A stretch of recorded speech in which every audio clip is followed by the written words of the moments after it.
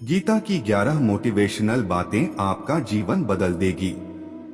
वेदों का सार उपनिषद और उपनिषदों का सार गीता है। गीता हिंदुओं का सर्वमान्य धर्म ग्रंथ है। गीता को पढ़ने और समझने से सभी तरह के दुख खून का अंत हो जाता है। यह हमें जीवन जीने की कला सिखाती है। आओ जानते हैं गीता के 11 मोटिवेशनल वीडियो जो आपका जीवन बदल देंगे। स्वागत है परिधि लाइफ मोटिवेशन यूट्यूब चैनल में। उम्मीद करते हैं कि आप लोग स्वस्थ होंगे और मस्त होंगे। यदि इस चैनल पर आप नए हो तो इस चैनल को जरूर सब्सक्राइब कर दीजिएगा। एक, क्रोध का त्याग कर दें। क्रोध से मनुष्य की मति मारी जाती है, यानी मूढ़ हो जाती है, जिससे स्मृति भ्रमित हो जाती है। स्मृति भ्रम हो जाने से मनुष्य की बुद्धि नष्ट हो जाती है और बुद्धि का नाश हो जाने पर मनुष्य खुद अपना ही का नाश कर बैठता है। 2, मृत्यु से भी बढ़कर है। मृत्यु का भय न कोई मरता है और न ही कोई मारता है। सभी निमित्त मात्र हैं। सभी प्राणी जन्म से पहले बिना शरीर के थे। मरने के उपरांत वे बिना शरीर वाले हो जाएंगे। यह तो बीच में ही शरीर वाले देखे जाते हैं। फिर इनका शोक क्यों करते हो? कोई भी अमरजरी खाकर पैदा नहीं हुआ है। कोई जल्दी मरेगा तो कोई देर से। मृत्यु का भय मत पालो। मरना तो सभी को एक न एक दिन है। जो बना है वह फना है। 3, आत्मा अजर अमर है। आत्मा को न शस्त्र काट सकते हैं, न आग उसे जला सकती है, न पानी उसे भिगो सकता है, न हवा उसे सुखा सकती है। जो लोग यह मानते हैं कि मरता सिर्फ शरीर है, आत्मा नहीं। मेरे अपने जो मर गए असल में वे मरे नहीं हैं, उन्होंने तो देह छोड़ी है। वे कहीं और जन्म लेंगे। ऐसे लोग ही सच्चा मार्ग ढूंढ लेते हैं। 4, कोई हमारा अपना नहीं है। गीता में श्री कृष्ण अर्जुन से कहते हैं कि हे अर्जुन, तेरे और मेरे कितने ही जन्म हो चुके हैं। आज जिसे तू अपना समझ रहा है वे पूर्व जन्म में तेरे नहीं थे। मेरे और तेरे बहुत से जन्म हो चुके हैं। मैं उन सभी जन्मों के बारे जानता हूँ, लेकिन तू नहीं जानता। 5, कर्मवान बनो, आस्थावान नहीं। कर्म पर ही तुम्हारा अधिकार है, लेकिन कर्म के फलों में कभी नहीं। इसलिए कर्म को फल के लिए मत करो और न ही काम करने में तुम्हारी आसक्ति हो। जिसका मन अपने वश में है, जो जितेंद्रिय एवं विशुद्ध अंतःकरण वाला है और संपूर्ण प्राणियों का आत्मरूप परमात्मा ही जिसका आत्मा है, ऐसा कर्मयोगी कर्म करता हुआ भी लिप्त नहीं होता। कर्मों में कुशलता को ही योग कहते हैं। 6, नरक का द्वार काम, क्रोध तथा लोभ, ये 3 प्रकार के नरक के द्वार सर्व अनर्थों के मूल और नरक की प्राप्ति में हेतु होने से यहाँ काम, क्रोध और लोभ को नरक का द्वार कहते हैं। आत्मा का नाश करने वाले अर्थात उसको अधोगति में ले जाने वाले हैं। अतएव इन तीनों को त्याग देना चाहिए। 7, व्यर्थ की चिंता छोड़ वर्तमान में जियो। क्यों व्यर्थ की चिंता करते हो? किससे व्यर्थ डरते हो? कौन तुम्हें मार सकता है? आत्मा न पैदा होती है न मरती है। जो हुआ वह अच्छा हुआ, जो हो रहा है वह अच्छा हो रहा है, जो होगा वह भी अच्छा ही होगा। तुम भूत का पश्चाताप न करो, भविष्य की चिंता न करो। वर्तमान चल रहा है।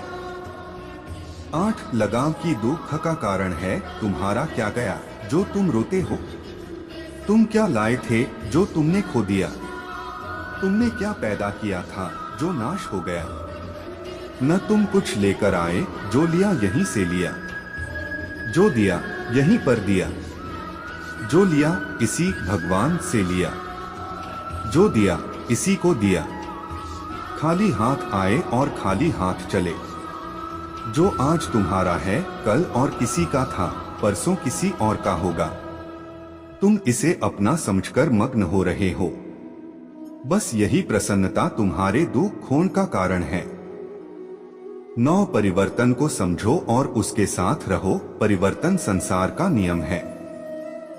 जिसे तुम मृत्यु समझते हो वही तो जीवन है। एक क्षण में तुम करोड़ों के स्वामी बन जाते हो, दूसरे ही क्षण में तुम दरिद्र हो जाते हो। मेरा तेरा, छोटा बड़ा, अपना पराया मन से मिटा दो, फिर सब तुम्हारा है, तुम सबके हो।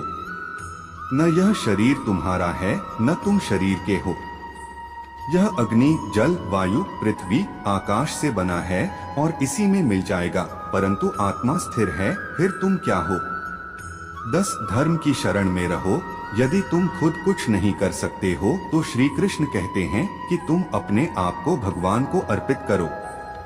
यही सबसे उत्तम सहारा है। जो इसके सहारे को जानता है वह भय, चिंता व शोक से सर्वदा मुक्त है। जो कुछ भी तू करता है उसे भगवान को अर्पण करता चल। ऐसा करने से सदा जीवन मुक्त का आनंद अनुभव करेगा। सारे धर्मों का त्याग कर मेरी शरण में हो जाओ। सर्वधर्मान परित्यज्य मामेकं शरणं व्रज। 11 विश्वास। मनुष्य अपने विश्वास से निर्मित होता है। जैसा वह विश्वास करता है वैसा वह बन जाता है। सदैव संदेह करने वाले व्यक्ति के लिए प्रसन्नता न इस लोक में है और न ही परलोक में। जो कोई भी व्यक्ति जिस किसी भी देवता की पूजा विश्वास के साथ करने की इच्छा रखता है, मैं उस व्यक्ति का विश्वास उसी देवता में दृढ़ कर देता हूँ। जय पराजय, लाभ हानि और सुख दुख को समान समझकर उसके बाद युद्ध के लिए तैयार हो जा। इस प्रकार युद्ध करने से तू पाप को नहीं प्राप्त होगा। एषा ते विहिता सांख्ये बुद्धिर्योगे त्रिमा श्रेणु। बुद्धया युक्तो यया पार्थ कर्म बंधन प्रहास्यसि। हे पार्थ, यह बुद्धि तेरे लिए ज्ञान योग के विषय में कही गई और अब तू इसको कर्मयोग के विषय में सुन। जिस बुद्धि से युक्त हुआ तू कर्मों के बंधन को भली भांति त्याग देगा, अर्थात सर्वथा नष्ट कर डालेगा। नेहाभिक्रम नाशोस्ति प्रत्यवायो न विद्यते। स्वल्पमप्यस्य धर्मस्य त्रायते महतो भया। इस कर्मयोग में आरंभ का अर्थात बीज का नाश नहीं है और उल्टा फल रूप दोष भी नहीं है, बल्कि इस कर्मयोग रूप धर्म का थोड़ा सा भी साधन जन्म मृत्यु रूप महान भय से रक्षा कर लेता है। व्यवसायात्मिका बुद्धिरेके कुरुनंदन। बहुशाखा ह्यनंताष्ट बुद्धयो व्यवसायिना। हे अर्जुन, इस कर्मयोग में निश्चयात्मिका बुद्धि एक ही होती है, किंतु अस्थिर विचार वाले विवेकहीन सकाम मनुष्यों की बुद्धियां निश्चय ही बहुत भेदों वाली और अनंत होती हैं। यामिमा पुष्पिता वाचन प्रवदन्त्य विपश्चितः। वेदवादर्ताः पार्थ नान्यदस्तीति वादिनः। कामात्मानः स्वर्गप्रा जन्म कर्म फलप्रदा। क्रिया विशेष बहुला भोगैश्वर्यक्ति प्रति। भोगैश्वर्य प्रसक्ताना तया पहरिच्चेत्सा। व्यवसायात्मिका बुद्धिः समाधौ न विधीयते। हे अर्जुन, जो भोगों में तन्मय हो रहे हैं, जो कर्मफल के प्रशंसक वेदवाक्यों में ही प्रीति रखते हैं, जिनकी बुद्धि में स्वर्ग ही परम प्राप्य वस्तु है और जो स्वर्ग से बढ़कर दूसरी कोई वस्तु ही नहीं है, ऐसा कहने वाले हैं, वे अविवेकी जन इस प्रकार की जिस पुष्पित अर्थात दिखाऊ शोभायुक्त वाणी को कहा करते हैं, जो कि जन्मरूप कर्मफल देने वाली और भोग तथा ऐश्वर्य की प्राप्ति के लिए नाना प्रकार की बहुत सी क्रियाओं का वर्णन करने वाली है। उस वाणी द्वारा जिनका चित्त हर लिया गया है, जो भोग और ऐश्वर्य में अत्यंत आसक्त हैं, उन पुरुषों की परमात्मा में निश्चयात्मिका बुद्धि नहीं होती। त्रैगुण्य विषया वेदा निस्त्रैगुण्यो भवार्जुन। निर्द्वंद्वो नित्य सत्वस्थो निर्योगक्षेम आत्मवान। हे अर्जुन, वेद उपर्युक्त प्रकार से तीनों गुणों के कार्य रूप समस्त भोगों और उनके साधनों का प्रतिपादन करने वाले हैं, इसलिए तू उन भोगों और उनके साधनों में आसक्तिहीन, हर्ष शोकादि द्वंद्वों से रहित, नित्य वस्तु परमात्मा में स्थित, योगक्षेम को न चाहने वाला और स्वाधीन अंतःकरण वाला हो। यावानर्थ उत्पाने सर्वतः संप्लुतोदके। तावान सर्वेषु वेदेषु ब्राह्मणस्य विजानतः। सब ओर से परिपूर्ण जलाशय के प्राप्त हो जाने पर छोटे जलाशय में मनुष्य का जितना प्रयोजन रहता है, ब्रह्मा को तत्व से जानने वाले ब्राह्मण का समस्त वेदों में उतना ही प्रयोजन रह जाता है। कर्मण्येवाधिकारस्ते मा फलेषु कदाचन। माँ कर्मफल हेतुर्भूर माते संगोस्त्व कर्मणि। तेरा कर्म करने में ही अधिकार है, उनके फलों में कभी नहीं। इसलिए तू कर्मों के फल का हेतु मत हो तथा तेरी कर्म न करने में भी आसक्ति न हो। योगस्थः कुरु कर्माणि संगं त्यक्त्वा धनंजय। सिद्धय सिद्धयोः समो भूत्वा समत्व योग उच्यते। हे धनंजय, तू आसक्ति को त्याग कर तथा सिद्धि और असिद्धि में समान बुद्धि वाला होकर योग में स्थित हुआ कर्तव्य कर्मों को कर। समत्व भाव ही योग कहलाता है। दूरेण ह्यवरं कर्म बुद्धि योगात् धनंजय। बुद्धौ शरण मन्विच्छ कृपणाः फलहेतवः। इस समत्व बुद्धि योग से सकाम कर्म अत्यंत ही निम्न श्रेणी का है। इसलिए हे धनंजय, तू समबुद्धि में ही रक्षा का उपाय ढूंढ अर्थात बुद्धि योग का ही आश्रय ग्रहण कर, क्योंकि फल के हेतु बनने वाले अत्यंत दीन हैं। बुद्धियुक्तो जहातीह उभे सुकृत दुष्कृते। तस्माद्योगा युज्यस्व योगः कर्मसु कौशलम। समबुद्धियुक्त पुरुष पुण्य और पाप दोनों को इसी लोक में त्याग देता है, अर्थात उनसे मुक्त हो जाता है। इससे तू समत्वरूप योग में लग जा। यह समत्वरूप योग ही कर्मों में कुशलता है, अर्थात कर्म बंधन से छूटने का उपाय है। कर्मजम बुद्धियुक्ता ही फलं त्यक्त्वा मनीषिणः। जन्म बंध विनिर्मुक्ताः पदं गच्छन्ति नामे। क्योंकि समबुद्धि से युक्त ज्ञानी जन कर्मों से उत्पन्न होने वाले फल को त्याग कर जन्मरूप बंधन से मुक्त हो निर्विकार परम पद को प्राप्त हो जाते हैं। यदा ते मोहकलिलं बुद्धिर्व्यतितृष्यति तदा गंतासि निर्वेदन श्रोतव्यस्य श्रुतस्य च। जिस काल में तेरी बुद्धि मोहरूप दलदल को भली भांति पार कर जाएगी, उस समय तू सुने हुए और सुनने में आने वाले इस लोक और परलोक संबंधी सभी भोगों से वैराग्य को प्राप्त हो जाएगा। श्रुति विप्रतिपन्ना ते यदा स्थास्यति निश्चला समाधावचला बुद्धिस्तदा योगम वाप्स्यसि। भांति भांति के वचनों को सुनने से विचलित हुई तेरी बुद्धि जब परमात्मा में अचल और स्थिर ठहर जाएगी, तब तू योग को प्राप्त हो जाएगा, अर्थात तेरा परमात्मा से नित्य संयोग हो जाएगा। अर्जुन उवाच स्थितप्रज्ञस्य का भाषा समाधिस्थस्य केशव। स्थितधियः की प्रभाषेत किमासीत व्रजेत कीम। अर्जुन बोले, हे केशव, समाधि में स्थित परमात्मा को प्राप्त हुए स्थिर बुद्धि पुरुष का क्या लक्षण है? वह स्थिर बुद्धि पुरुष कैसे बोलता है, कैसे बैठता है और कैसे चलता है? श्री भगवानुवाच प्रजहाति यदा कामान् सर्वान् पार्थ मनोक्तान् आत्मनेवात्मना तुष्टः स्थितप्रज्ञस्तदोच्यते। श्री भगवान बोले, हे अर्जुन, जिस काल में यह पुरुष मन में स्थित संपूर्ण कामनाओं को भली भांति त्याग देता है और आत्मा से आत्मा में ही संतुष्ट रहता है, उस काल में वह स्थित प्रज्ञ कहा जाता है। दुःखेष्वनुद्विग्नं नाह सुखेषु विक्तस्पृहः। वीतराग भय क्रोधः स्थितधीर मुनिरुच्यते। दुखों की प्राप्ति होने पर जिसके मन पर उद्वेग नहीं होता, सुखों की प्राप्ति में जो सर्वथा निःस्पृह है तथा जिसके राग भय और क्रोध नष्ट हो गए हैं, ऐसा मुनि स्थिर बुद्धि कहा जाता है। यह सर्वत्रान्भिस्नेहस्तत्तत् प्राप्य शुभाशुभम नाभिनंदति न द्वेष्टि तस्य प्रज्ञा प्रतिष्ठिता। जो पुरुष सर्वत्र स्नेह रहित हुआ, उसे शुभ या अशुभ वस्तु को प्राप्त होकर न प्रसन्न होता है और न द्वेष करता है, उसकी बुद्धि स्थिर है।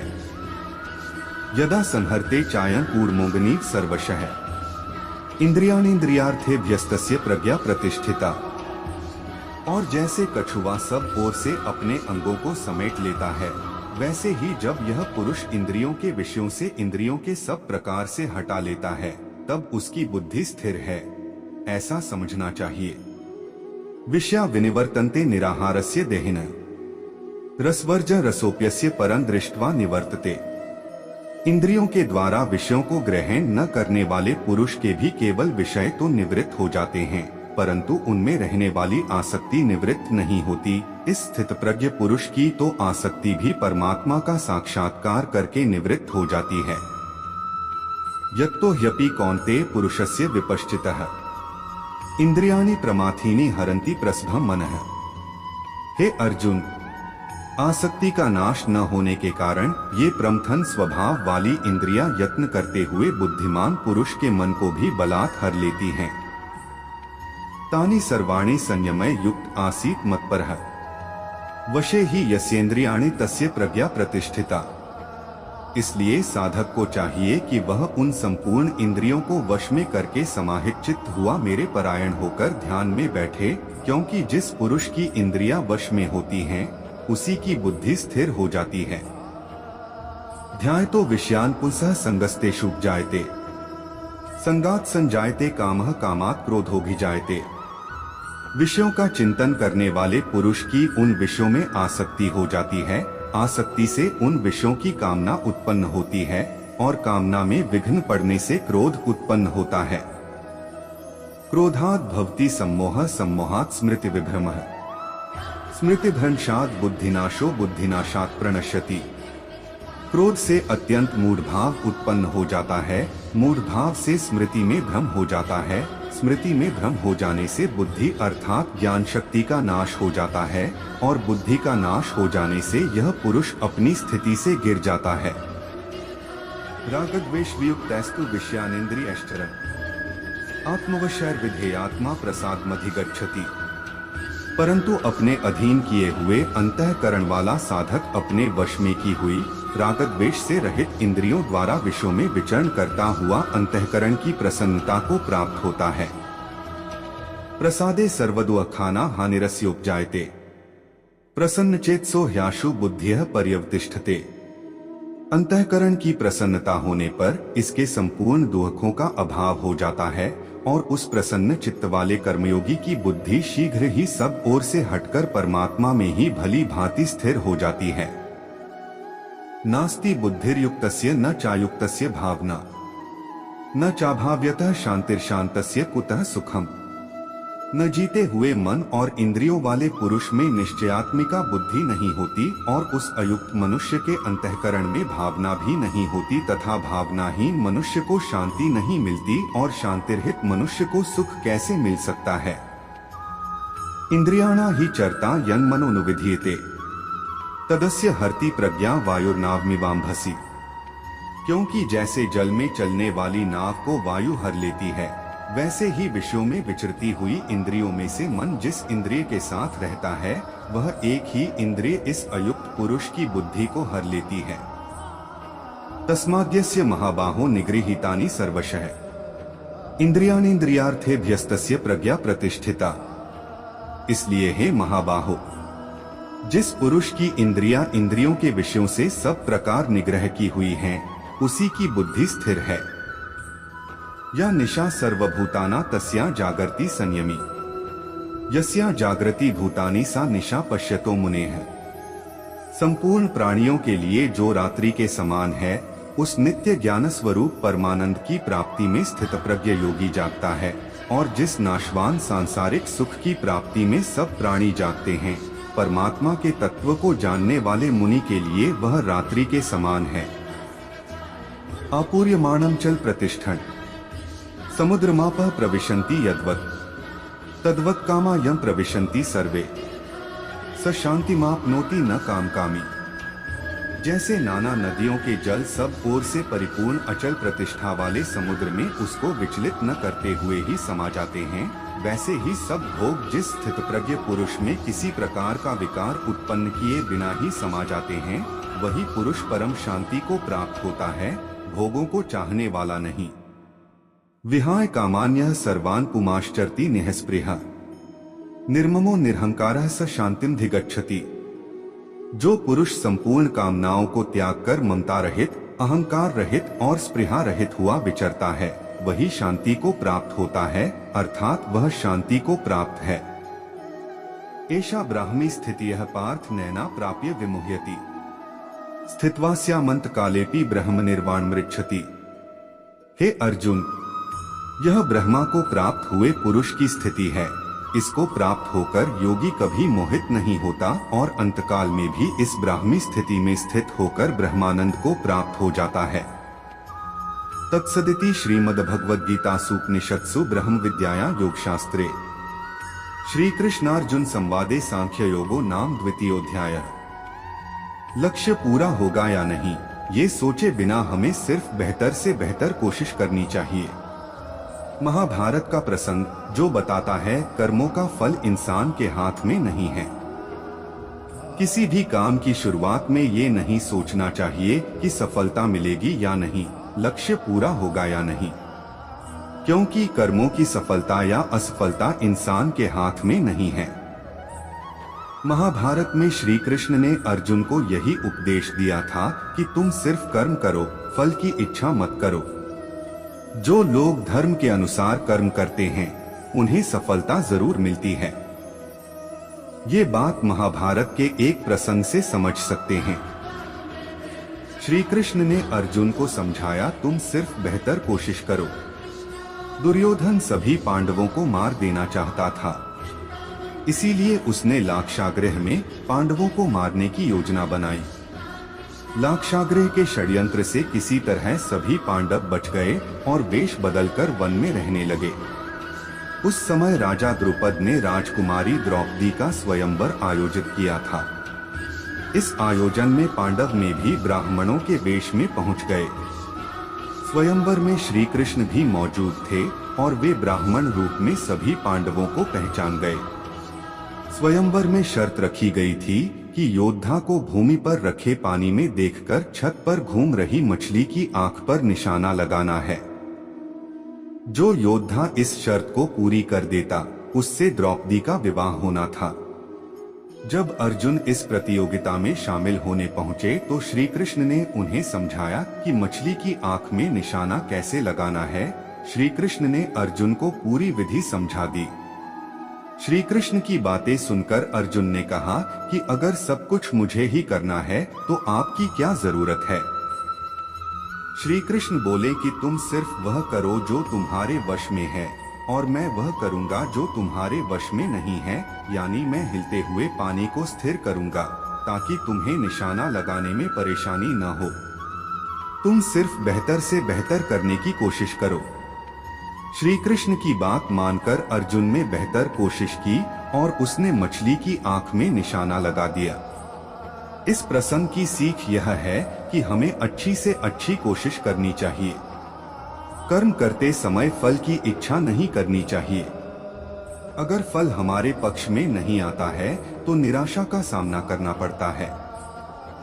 अपना काम पूरी ईमानदारी से करेंगे तो सफलता जरूर मिलती है।